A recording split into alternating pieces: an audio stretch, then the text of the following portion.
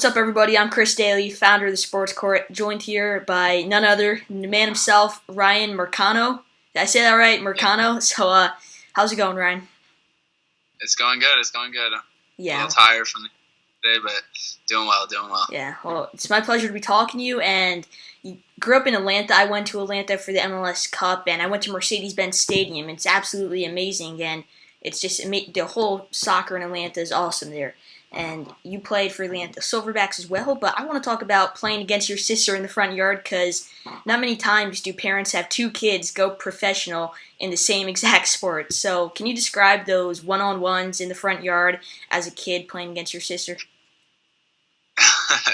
Yeah, sure. So, we definitely played a lot in the backyard. My mom actually she would play goalie.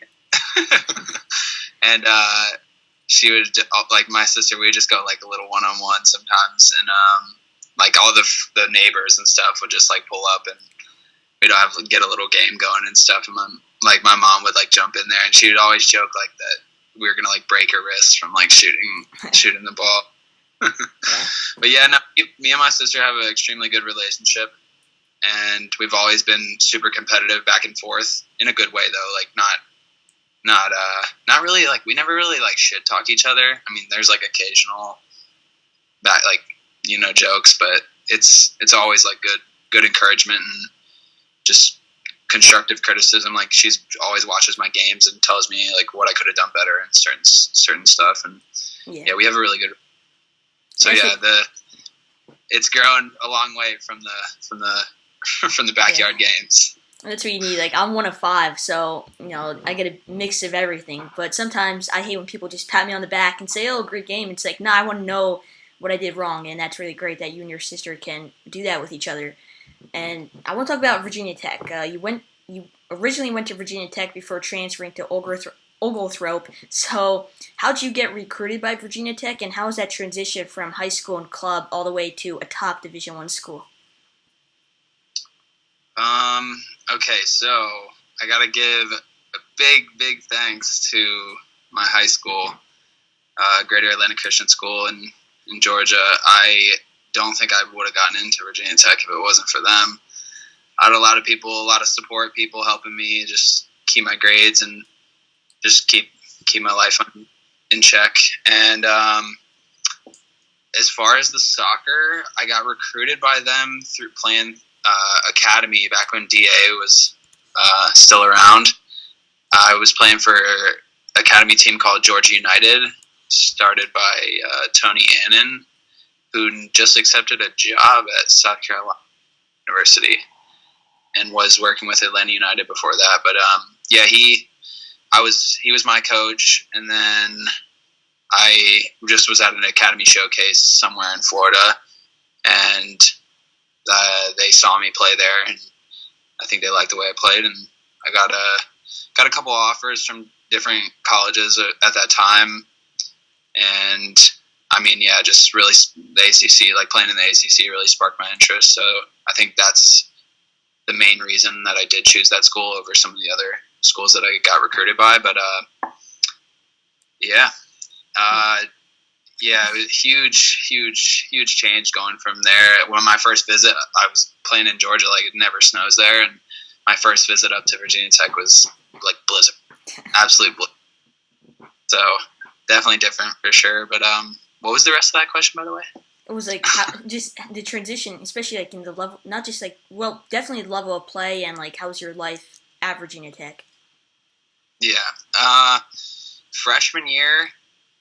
Absolutely great setup, like right in the I had 7 other soccer boys in one room or one suite, so it was kind of like main common room, and then just like 4 guys on one side, 4 guys on the other, and then but like each person had a roommate, and we lived on top of this really nice dining hall, super nice. Like I think they were number 1 dining in the country at the time. And I'm allergic. I have a shellfish allergy, but like they had live lobsters in the tank that you would like get cooked up for you for on your meal plan. So that was definitely next level. And the transition from, at least academically, I thought my high school was fairly challenging, just as a private school. They like a college prep school, pretty challenging. But and when I got to Virginia Tech, I had a lot of support, like even more support than even the private school. Like, sure, my teachers were on me a lot when I was in high school, but in college I had just, like, if I needed tutors, and I mean, you just got to, like, you're just trying to stay on top of your grades and stuff. And I also going into Virginia Tech, I would highly recommend this for anyone going into their first semester of college. Like, go the summer early and take 2 summer classes, so you can lighten your load up for the fall and focus, like, really be able to focus on soccer. And that's what I did when I first got there. And I think it really helped me too, and just helped me with my grades and stuff. And you at least know going in, like, you're like, oh, okay, now I've already taken 2 college classes, and it's like the fall hasn't even started. So I'll keep that one a note. Yeah, I highly recommend that down the road for you and any other young aspiring college athletes. Yeah, definitely. Any sport, really. Mm-hmm. It's so important. Like, you're in season, and you're just, the workouts. I mean, trust me, it's just a grind, and you're dead from the workouts. You want to just come home and sleep, and, like, the last thing you want to do is study. But, like, you got to do what you got to do. Yeah, definitely. And I talked about, and I mentioned previously, how you transferred. So can you describe the process of transferring, and, like, what was your motive behind the transfer, and how did that go? Because I know the NCAA, definitely for football, I'm not sure about how it goes for, like, soccer and the other sports, but it's definitely a tough process. Yeah, it is for sure. Long story. I'm not going to give all the details right now, but I did get into a little bit of just a little bit of trouble up there, and yeah, I had to leave the university. So I basically reached out to. I honestly didn't know if I was gonna go back to college at that point, and I just started. I knew I wanted to continue playing soccer. Like, that was like my main love, only love always. But yeah, I knew I wanted to play soccer. So at the time, I just went, and I knew this guy. His name, John Aiken, is the head coach at Oglethorpe University, and he had, like, jokingly recruited me over the years, but he knew that other schools were reaching out to me, so he didn't try, like, super hard or anything. But I ended up talking to him, and he was like, "Yeah, like, come and I'll get you all set up. Like, I'll get you right into the school. Like, we can get you right into the swing of things." And I came, visited, and I mean, I knew I'd been to the university before just because I'm familiar with pretty much every soccer park in Georgia. So I'd played there before, but he just showed me around, and, like, he really cares for his players, and he took care of me. That, like, took me right under his wing, and really, I owe a lot to that guy, because he helped me a lot in my life, and he really helped me turn things around. As far as the, like, just straight up transferring process goes, make sure you get those credits, like, transferred, because if you got to retake classes and stuff, it's no fun. So you just make sure that's all buttoned up nice. And that was probably the toughest part of it, is just getting, like, the academic stuff. Yeah. I mean, as far as, like, going to the soccer field, it's just soccer, man. You're just kicking, but yeah, it worked out good for you. So you had 30 points as a junior, which is insane, and it's amazing to see people bounce back. I've seen really big bounce back stories so far in interviewing athletes, and you're definitely doing very well for yourself now. So when you at Oglethorpe, what is it, Oglethorpe? Because I misspelled it on my Google document that I made for all my questions, so now I'm reading something with a red squiggly line under it. Oglethorpe. I'll try to remember that one. So, yeah, you went there and did amazing and under the wing of John Atkins. So overall, how was your experience on the field there, and what did it mean for you just to realize like, hey, I can really pursue this at a professional level once you left, because you knew you were there, you knew you're at the tippy top of college soccer. Yeah, I mean, I kind of knew from probably like 14, or like I always talked about it, at least. Like, I knew I had a chance at it if I kept working hard. And yeah, once I went to Virginia Tech, that season I was doing pretty well. I had 3 goals in the first like 6 games of the year before I got in trouble. And yeah, I knew the ability was there. And when I got to Oglethorpe,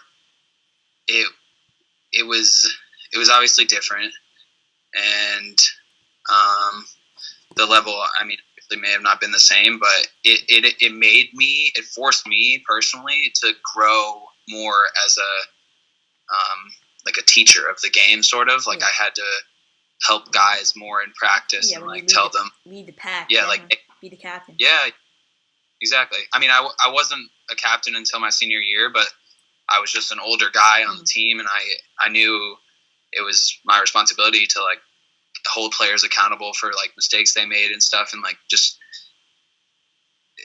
like fully elevate the level of the program, like just from what it was. And my coach John Aiken, he'd done an absolutely excellent job with the program, like even before I got there.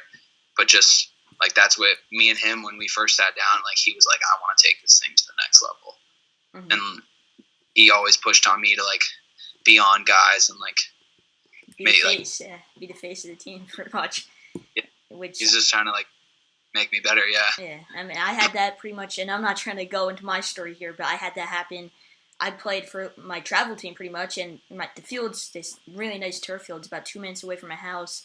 I was on the A team because there was an age split up. You're probably in college at the time of the age split up, but at the age split up, I was on this really good team, and then I moved to this other team, and I wasn't really getting any minutes. I was sitting on the bench, and it's like, I'm not going to get better sitting on the bench.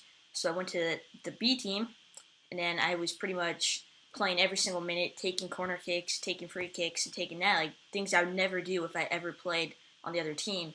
And now that definitely made me a lot better of a player than sitting on the bench ever would. So just moments like that, it's like when you can lead a pack of guys and really out onto the field, that teaches you more, not just on the field, but like more mentally, because every single professional athlete, it's like the talent's there, obviously, but the biggest thing is, can you lead? And, mentally, it's really tough, and you can see guys really fold because they can't handle the pressure of the big spotlight. I'm a New York sports fan, go Yankees here, but I look at like Odell Beckham Jr. I mean, I love the guy, but he couldn't really handle the pressure of the New York media, and he never probably had that experience. So it's just things like that make a professional athlete a professional athlete. Yeah, I completely agree with that for sure. Yeah, and you also played for the Atlanta Silverbacks, and they have this beautiful, nice little stadium they have, but they also played against Chattanooga FC. So when you played against them in front of a packed crowd in Chattanooga, did you ever think one day that you might be on the other side of that pitch playing for Chattanooga in a professional environment? No, I definitely didn't think I would ever play for Chattanooga at the time, just because I don't know. That was my first, like, being on that Silverbacks team. I think that was 2018. No, 2019, I believe. Anyway, yeah, that was my first game at Findlay was, with the Silverbacks in a conference final against them. It was packed. I think there was like 7,000 or 8,000 there. And I still have one picture on my Instagram with like the starting 11 and like the whole crowd behind is like crazy packed. But no, yeah, I remember that was like a chilling environment for sure. And I really enjoyed like growing with that team. I got to play beside a lot of really older veteran players that have played overseas in some other countries. Guys that have captained their their national teams. The one guy, Sharif Suma, he captained the Sierra Leone national team for like 5 years, and he was one of the center mids on the team that year.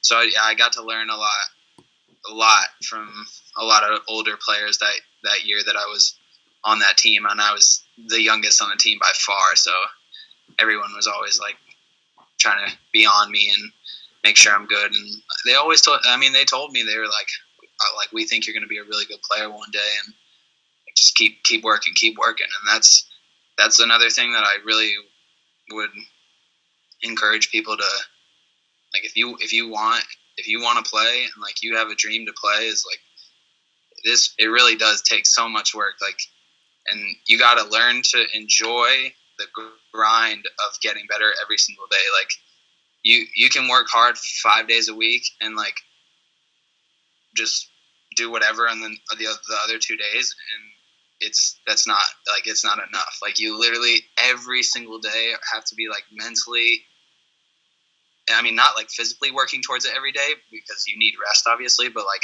mentally every single day, like enjoying the grind of getting better, if that makes any sense. Mm-hmm. Yeah, 100% makes sense. And it's just insane watching the 10,000 hour rule. That's what it's called. Work 10,000 hours to be a master at your thing. I don't know if you watch like Matt Sheldon become elite, but he always stresses 10,000 hours. He's in the USL at FC Tulsa. 10,000 hours, yeah. That's what it takes to become a pro. And once you get to 10,000 hours, then you can rest, have a coffee, but you got to get to that 10,000 mark. Yeah. No, but that was a really fun game to play in that final, and with the Silverbacks. It ended up being 0-0, and we won in penalties, actually. And we ended up playing the Inter Miami team that's now USL Championship team. Oh, yeah, the Miami FC. Yeah, they had I went to that final, and if you're talking 2019, I actually went to the final. I don't know if that was the year they played the Cosmos or Motown, but they played the two NPSL teams. FC Motown is great, and then the New York Cosmos, who you probably play against now in the NISA, they were both in the NPSL at the time, and Miami FC went up there 2 years in a row, and I went to both of those final games, and that team was something else. They had so many good guys that are actually, really good in the USL now too, and it's just amazing. Like that team, the NPSL, people don't realize NPSL has some really good like professional level teams in it, and it's amazing to see because the local team around me, there's like a few hundred people at every game. It's just a bunch of college kids, and then I go to those games. It's just a whole new level. It's insane. Yeah, they really are some. I mean, it's whether it's guys that are just a little bit older on the back end of their career and they're just trying to like still play in the game and be around the game and be around players in a professional environment. And those guys are teachers of the game to the younger players, and like they thrive off teaching the game to younger players and improving the next generation of players to come along after them. And I hope to do the same one day too. Yeah. So we're talking about Chattanooga a lot, playing against Chattanooga. So you're currently at Chattanooga, as people can see by that shirt that you're wearing, that nice practice shirt. How rewarding was it to sign that professional contract? And now that you're in the NISA, how is the level of play in the NISA, and how do you think the NISA is doing? Because it's a relatively new league. How do you think it's doing at really presenting soccer at a professional level with this low entry cost, and how do you think the NISA is doing? Okay, let me start with I threw a lot on you there. My bad. It's like all good. So obviously, I was really thrilled to sign my first contract here last year, and I immediately got right to work. I actually was in preseason with Birmingham Legion before them at the beginning of last year for about a month, and then they told me that like they weren't going to sign me, so I ended up coming to Chattanooga after that, and I was in the season for their preseason for like 2 weeks, maybe it may have been even like 1 week. But then they had a game. The first game of the season was out in Oakland, California, versus Oakland Roots, and they another great environment. Yeah, absolutely. Their jerseys are sick. I really want to get one of those. I'm saving up for that. Yeah, they are really cool. But amazing, absolutely exceptional environment out there at Laney College. I think that's where we played. But yeah, so that game there was like 9,000 people there. Absolutely great first professional game, and I didn't have like an amazing game, but I did win the corner where we scored off the first goal. Like I went, a guy played a through ball between the outside back and the center back, and I was on the outside far line, and I ran to it and got a cross off. A guy blocked it out for a corner, and we ended up off it. So I didn't have an exceptional game, but I did at least do that, and I was pretty solid defensively, at least for my first game, against what I would say is like one of the best teams in NISA at the time, and now is so great first game for sure, and I hit the ground running real quick, right as soon as I got in, and it was a really good experience for sure. And then second Nick, part of it, how's the NISA doing? Because NISA is a new league, which I don't know if people watching this really know. I always explain the soccer pyramid because people don't really grasp it, but it's almost like baseball. And I'm wearing a baseball jersey. I'm not even a huge baseball fan, but nice jersey. But it'd almost be like the MLB, AAA, AA, and single A. So go MLS, USL, and then NISA and USL 1. So how's the NISA doing in terms of the whole league as a whole, the level of play, how it's doing at pretty much presenting the game? Because I know My Cujo and all those streaming services. So how do you think it's doing? Yeah, I don't think it would be a good idea for me to do much critiquing here, but no, I think the league's doing pretty well. As far as expanding, I don't know.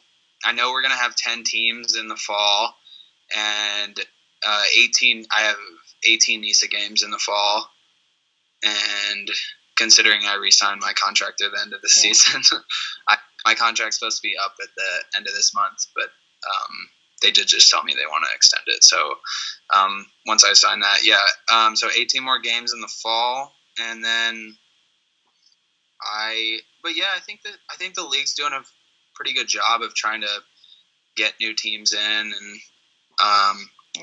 just expand and going at it professionally. The biggest thing is too, with the NISA, I don't want to cut you off, but like the whole promotion relegation thing, I personally don't even see it happening in America, only due to the fact like MLS owners, when they go to the MLS, like Austin FC's a new team, they buy a stake in the league, and then the league says, okay, you can have a team. So if Austin FC would say get relegated, it wouldn't make sense for the owners because they're bought into the MLS and not in the USL, which it doesn't really add up there. But the thing with the NISA is like NISA wants to do that. They have all the Midwest leagues, and I'm sure you're playing in a bunch of those tournaments as well against the lower teams. I know the Maryland Bobcats were one of those teams, and they just got up to the NISA, so there's a lot of competition there as well. Yeah, no, for sure. I know it definitely creates a pathway for for smaller clubs to become make that push to become professional, and I think the main thing is really just getting passionate fan bases behind good clubs.